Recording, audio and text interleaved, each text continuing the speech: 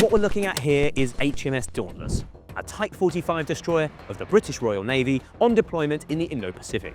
This billion-pound warship is bristling with state-of-the-art radar and missile systems and may well be the most advanced destroyer afloat today. In fact, it's so advanced, it can shoot down an object no bigger than a cricket ball, traveling 3 times the speed of sound from almost 100 miles away. So, how does it do it? We're going to get into the technical nitty-gritty, go on board the vessel for ourselves, and speak to her crew to find out. This is the Type 45, the creme de la creme of Royal Navy air defense. It is designed to take down anything that flies, from tiny drones all the way up to fighter jets and even ballistic missiles. The way it does this is through a combination of powerful radar and missiles. Let's take a look at the missiles first. The Type 45 hides its missiles down here, in a series of upright pods sunk into the deck. There are 48 pods in total in 4 banks of 12. There's a hatch on the top of each and an exhaust vent that runs down the middle of each bank. Inside each launch pod is an Aster missile, and the Type 45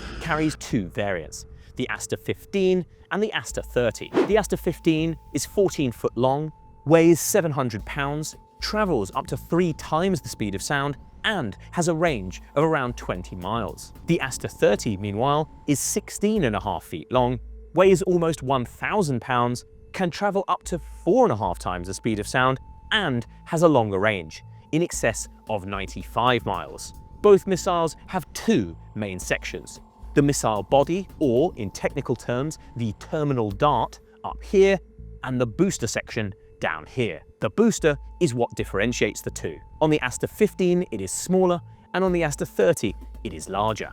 Inside, both are mostly made of solid rocket fuel. Having more of this to burn is what makes the Aster 30 faster and gives it longer range. Aside from the fuel, there's also pop-out fins which stabilize the missile in the air, and a motor which controls these nozzles at the back. They can rotate from side to side to steer the missile in the air. Then there's the terminal dart. This is near enough identical on both the Aster 15 and Aster 30, and is a lot more technical. Starting at the back, there's another motor and more solid fuel, along with some fins. These can rotate to steer the missile in flight. There's also a signal receiver, which is what tells the missile where to go. On the sides, there are these much longer fins. They also help steer the missile, but not by rotating. Instead, they contain thin tubes, or lateral thrusters.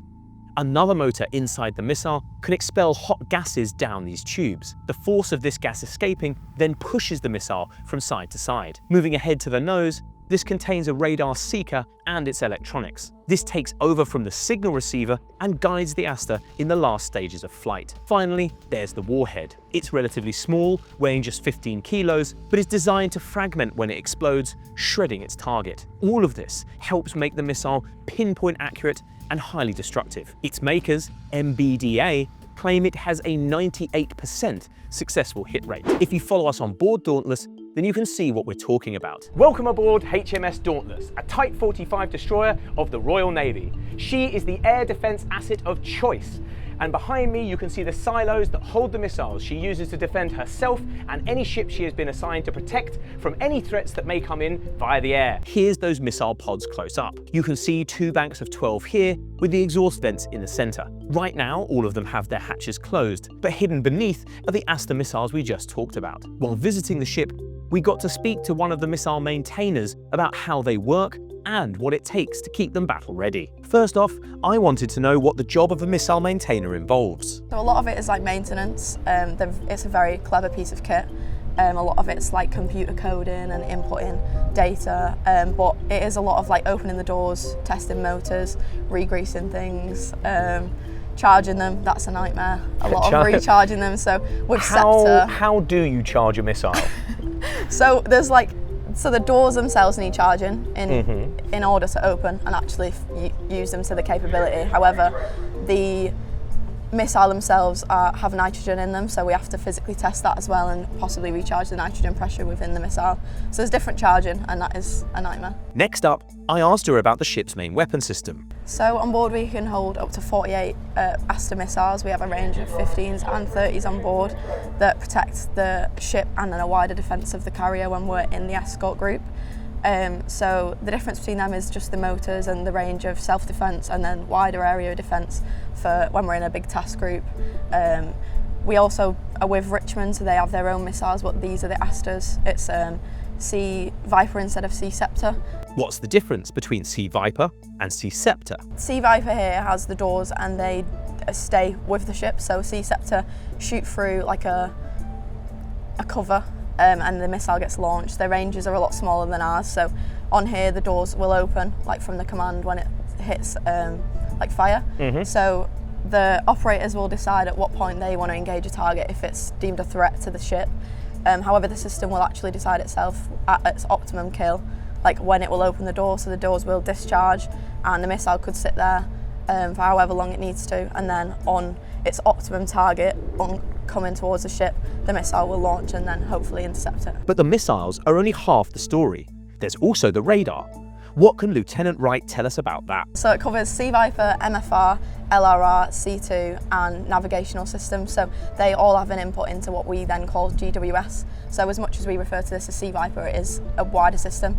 So MFR is able to provide us like a picture of what's incoming. It can decide with IFF what's a friendly, what's a foe target, and then with MFR we are then able to launch the missile. All that comes in play with C2 system, navigational, and it all works together as a big system. Missiles aren't her only role, however. I asked her more about her secondary jobs. So I work on the 4-5 gun as captain of the gun bay. That's my secondary role. And that's the big one we can see up front, yeah? The big one at the front. So my job on there is to relay information from the captain of the turret, so that's usually the PO, and then the killick stands on the feed ring, and then we will get an order from the command team and it'll say like load 14 rounds or something, and then we will then relay that order to the ETs as part of the gun bay crew, and then that will go and we will say that the gun is ready to fire. If missiles are designed for air defence, what does the 4-5 gun do? The 4-5 gun is for like surface, so surface targets.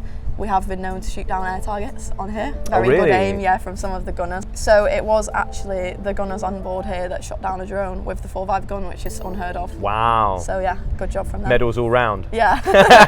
Gunner of the year on here. Now, let's take a look at the Type 45's radar. That's up here at the top of her tallest mast. It might not be as attention-grabbing as the missiles, but this is what truly makes the Type 45 one of the best destroyers afloat today. Officially, its name is Samson, but the crew often refer to it as the spiky ball, and you can see why. In truth, it isn't a ball at all. It's two flat plates sat back to back with a radar dome fitted over the front of each. And the spikes are actually lightning rods, designed to draw any strikes away from the sensitive electrics when the ship gets caught in a storm. When active, these two plates rotate to give the crew constant 360-degree visibility of the surrounding sky and ocean. Combined with the very tall mast on which it sits, 130 foot up from the waterline, the Samson has a range of at least 250 miles, and that includes straight upwards, meaning it can see all the way into the outer atmosphere. Combine that with clever computers on board the Type 45, and what it amounts to is this. This unassuming spiky ball can simultaneously track up to 1,000 objects, no bigger than a cricket ball, traveling up to 3 times the speed of sound. That's everything from tiny drones to fighter jets, even ballistic missiles on the edge of space. And Samson is supposed to be virtually unjammable. So once you're in its sights, there's no escape. It then relays all of that information to officers on the bridge, right here, and in the operations room, hidden away inside the ship. They can then decide whether or not to shoot these objects down. If we go back aboard Dauntless real quick, you can see what all that looks like, plus a few other things we saw while we were there. Here's the spiky ball on top of its very tall mast, towering over the rest of the ship. At the moment, it's stationary because the ship is in port, but if it were at sea, it would be spinning around. And if you look just here, you can see the ship's secondary radar. This is still powerful, as you can tell by the sheer size of the thing, but nowhere near as advanced as Samson, so it's mainly used as a backup. There's also a range of smaller and much shorter range radar dotted around the front of the vessel, like here, here, and here. These help out with things like short-range detection and communications. If we stitch all of that together, we can see exactly how the Dauntless defends itself and everything around it while at sea. Step 1. The Samson radar picks up an incoming threat, let's say a missile fired somewhere from on shore. Step 2. Samson tracks it, calculates its trajectory, and relays that information to the bridge so the officers in charge of Dauntless know they're under attack. Step 3. The radar calculates a precise intercept trajectory for one of its own Aster missiles and then relays that to the operations room where the weapons officers are waiting for the order to open fire. Step 4. Once the order is given to attack, a hatch opens on Dauntless's deck, but the missile doesn't ignite right away. Instead, it waits for the ideal moment for a kill before letting rip. Step 5. The Aster's booster rocket ignites and powers the missile into the sky at several times the speed of sound before detaching and dropping away. Step 6. The secondary motor takes over, using the missile's fins and its lateral thrusters to keep it on target, which is being relayed by the ship's radar. Step 7.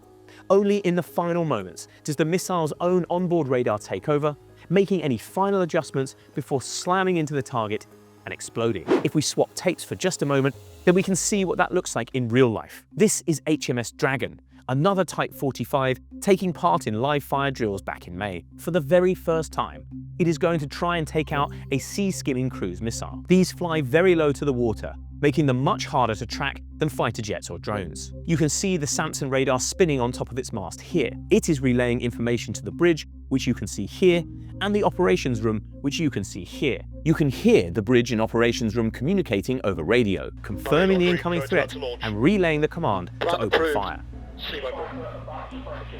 The missile hatch then pops open, and after a brief pause, the Aster missile is sent flying. If we take a look from a different viewpoint, you can see the exhaust from the booster and a little puff of smoke as it separates from the body of the missile. Though we can't see it here, the missile then carries on and takes out the target. This test was a success, marking the first time any Royal Navy vessel has shot down one of those sea-skimming missiles. The Asters may be Dauntless's party piece, but they are by no means its only weapons. We don't have time to go into all of them in depth, but here's a brief overview of the others. This is its 30mm cannon. Its job is to take out any small vessels like patrol boats or drones that get within close range of the ship. It can also fire at air targets, but that job is mostly left up to this guy. This is the Phalanx close-in weapon system. We covered it more in depth in this video, but essentially what this does is protect from any aerial threats that slip past the Aster missiles and get very close to the Dauntless. And these are Browning 50 caliber machine guns. They are the ship's very last line of defense if all of its other more high-tech defenses fail. So we've seen why Dauntless is so advanced, but what is she doing halfway around the world in the port of Darwin, Australia? Well, she's here as part of a carrier strike group. This is a group of warships that sail alongside and help protect an aircraft carrier. The carrier in this case is the HMS Prince of Wales, which you can watch more about here. Other ships in the strike group include HMS Richmond, a frigate, RFA Tidespring, a supply ship, and at least one submarine whose details are kept a secret. What the Dauntless is here to do is protect the carrier, first and foremost, but also all the other ships in the strike group from anything that might attack them from the air. Aircraft carriers are obviously large and therefore vulnerable.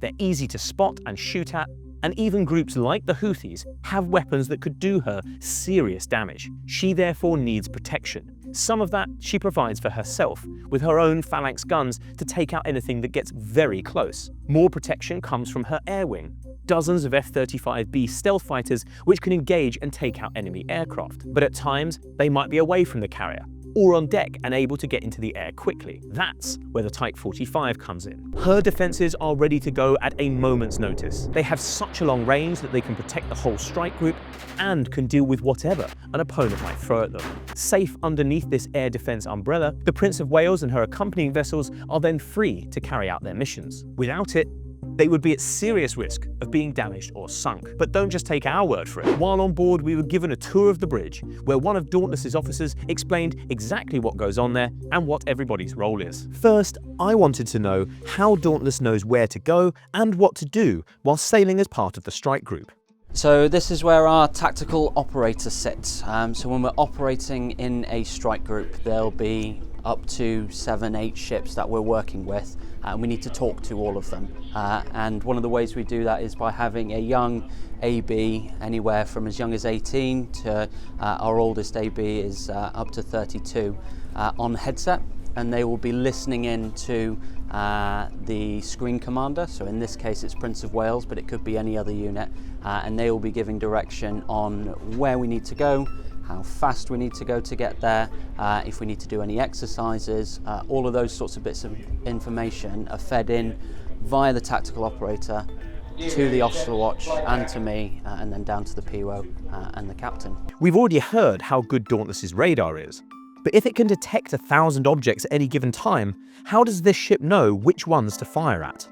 All of the information that all of the radars get in, that we see out the window, is all fed onto one screen for the PO, or the Principal Warfare Officer, and then ultimately the captain to fight the ship. The SPC role is to take all of the information that the Aster watch sees out the window, feed it into it. So if they see that vessel there, they'd be able to classify it as a routine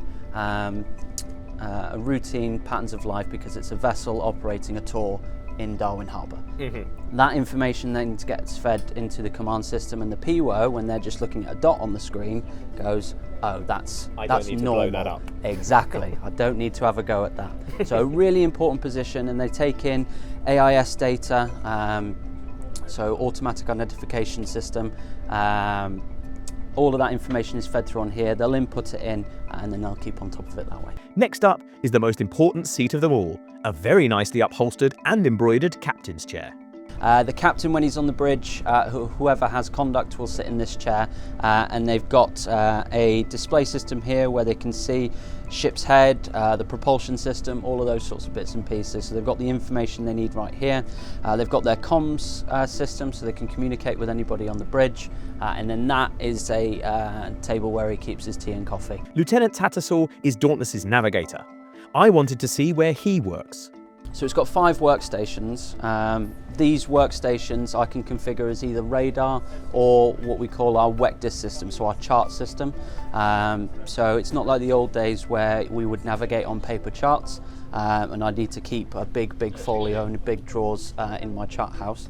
I still do, just in case, but we don't need to anymore. It's all done electronically, and so we can configure each of those terminals for that. Last but not least, how is the ship steered? This is where the person who drives the ship will sit. So the Aster watch will have what we call charge of the ship, so they will have the responsibility, but they will give a conning order to the person here in order to increase speed, so they'll use the levers here. And there's a duplicate set down in our control system, which is controlled by the engineers as well, and then the wheel to obviously turn us to port, to the left, or to starboard, to the right from there. Finally, I wanted to know how all of that comes together to allow Dauntless to protect a carrier strike group. Type 45 is an air defender by trade, so what we are designed to do is to protect a designated unit or units from air attack.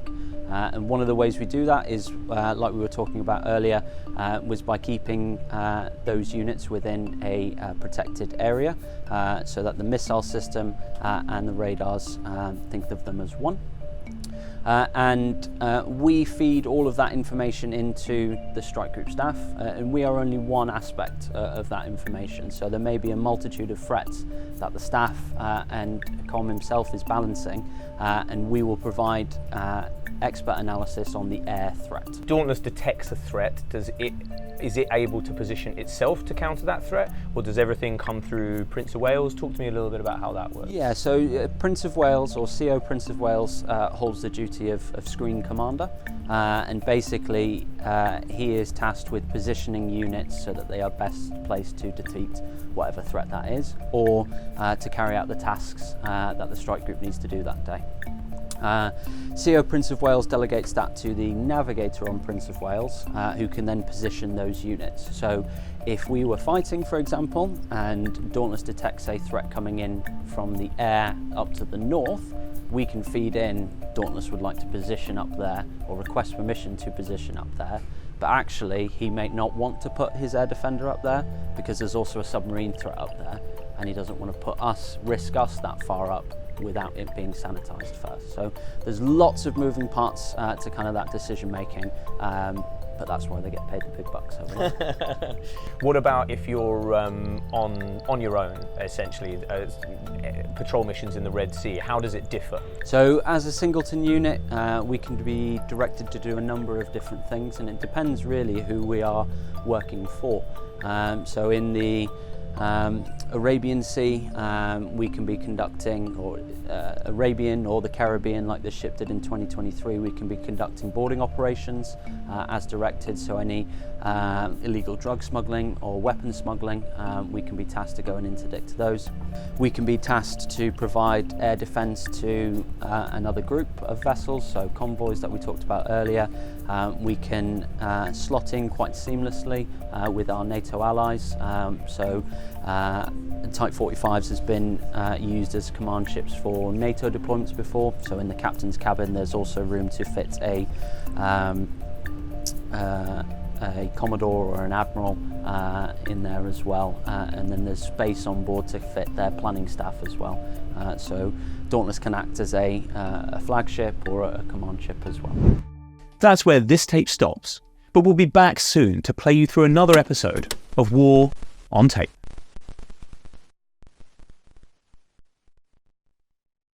Thanks for watching. If you want to see more content like this in your feed, don't forget to hit like and subscribe. And you can watch more videos on HMS Prince of Wales and the rest of the Carrier Strike Group on these links.